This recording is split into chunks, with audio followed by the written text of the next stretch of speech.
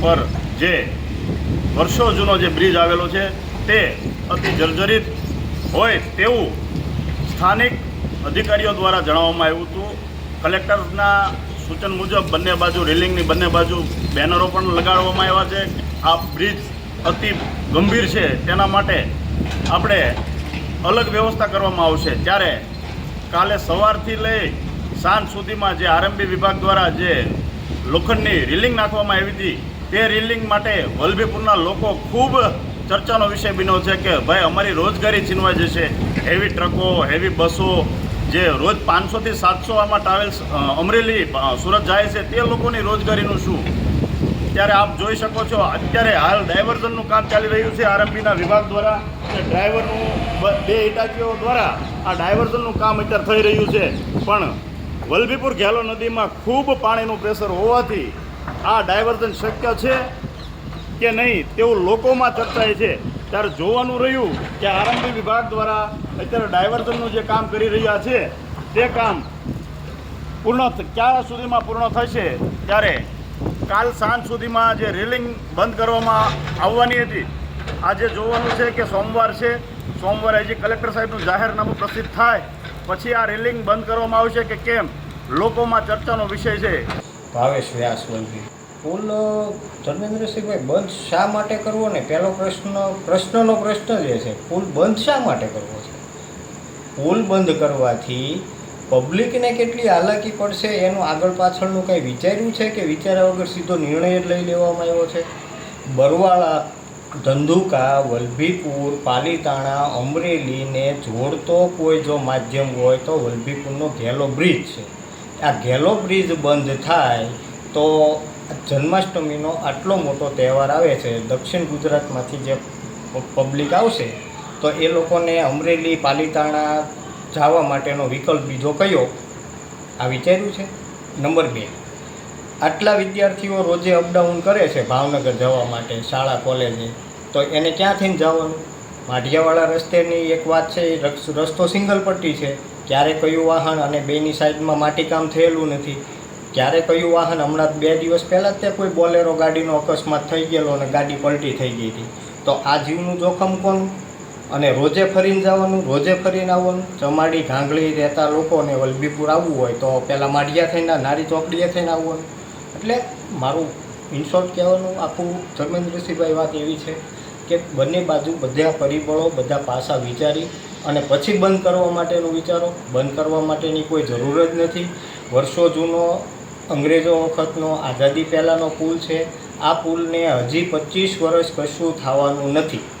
માત્ર ને માત્ર એ જે રોડ ડેમેજ થઈ ગયો છે એ રોડ ડેમેજને પેવરિંગ, ડામરિંગ કરી અને કમ્પ્લીટ કરી નાખો એટલે એની અંદર જે વાઇબ્રેશન આવે છે એ વાઇબ્રેશન આવતું બંધ થઈ જશે ઓટોમેટિક.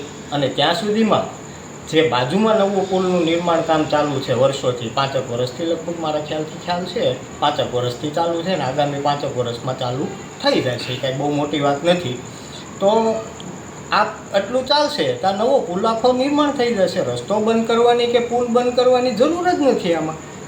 પછી તો તંત્ર અને પ્રશાસકો જે નિર્ણય લે, ટકે શેર ભાજીને ટકે શેર ભાજા, અંધેરી નગરી મેં ગંડુ રાજા, પબ્લિકને પીસાવવાનું છે, અધિકારીઓની તાનાશાહી છે, જોવાનું, હેરાન થવાનું અને વધારે ભાડા ચૂકવવાના. તમારી શું માંગ છે?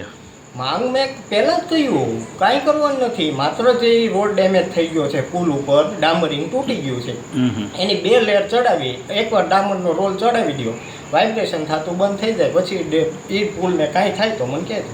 ઓકે, કાંઈ જરૂર જ નથી એવું કાંઈ કરવું. ઓકે. અનોપસિંહ લગભગ ઓછામાં ઓછો 80-90 વર્ષ જૂનો બ્રિજ છે, જેને કાંઈ થાય એવું નથી. એ છતાં સરકારે જે નિર્ણય લીધો છે એ બરાબર છે. એ છતાં અહીંયા 10 મિનિટમાં 100 વાહન નીકળે છે, તો એને પહેલાં ડ્રાઇવર્ઝન આપે અને ત્યારબાદ આ પુલને અટકાવે સરકાર, તો પબ્લિકનું અમારું ઓરો જોરો અને અમારા ધંધા બિઝનેસ હાલે. જે અધૂરો પુલ છે એ બાબતથી શું કહેશો? અધૂરો પુલ જે છે ગુજરાત સુધીનો આ એક જ રોડ છે હેવી. બાજુના બધા બંધ થઈ ગયા છે. ગઢડાવાળો રોડ બંધ થઈ ગયો છે. ભાવનગર બાજુ પણ બહુ આઘું પડે છે. તો પહેલાં ડાયવર્ઝન આપે, ત્યાર પછી આ પુલ બંધ કરે એવી અમારે સરકારને વિનંતી છે. મારું નામ અશ્વમેઘસિંહ રાજેન્દ્રસિંહ ગેરડા.